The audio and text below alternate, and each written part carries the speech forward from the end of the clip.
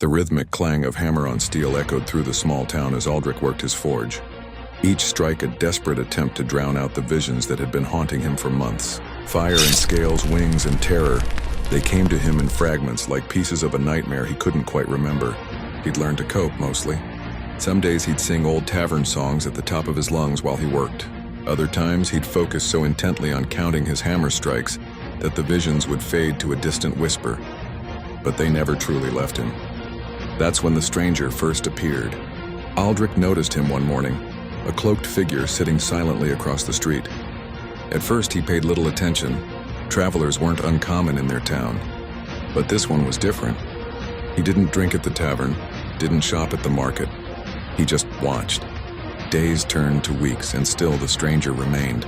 Aldrich could feel those hidden eyes following his every move as he worked the forge.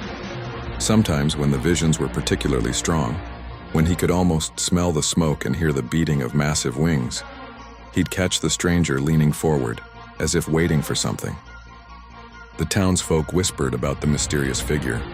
Some said he was a wandering mystic. Others claimed he was a fugitive noble in hiding. Aldrich tried to ignore the rumors, too preoccupied with the meaning behind his visions. In them, he saw a great beast, ancient and terrible, and somehow he knew it was coming. But why him? Why was he chosen to bear these visions? Then came the night that changed everything. Aldrich was closing up his forge when the stranger finally approached. The man pulled back his hood, revealing ancient eyes and silver hair. "I've been waiting," he said, "for you to remember who you are." "What do you mean?" Aldrich asked, though something deep within him already knew the answer. The stranger smiled sadly. "You come from an ancient line of dragon slayers, Aldrich. Those visions, they're not just dreams. They're memories. Memories of your ancestors awakening within you, and they're trying to warn you. The dragons are returning." As the stranger spoke these words, the vision suddenly became clear. The pieces fell into place, and Aldrich understood why he could craft weapons with such natural skill. Why the fire of the forge felt more like home than anywhere else. He wasn't just a simple blacksmith. He was the last of the dragon slayers, and his true destiny was about to unfold.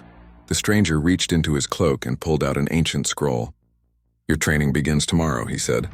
"The world will need you sooner than you think." And as Aldrich took the scroll, he felt the weight of generations of dragon slayers resting upon his shoulders, their knowledge and power flowing through his veins, preparing him for the battles to come.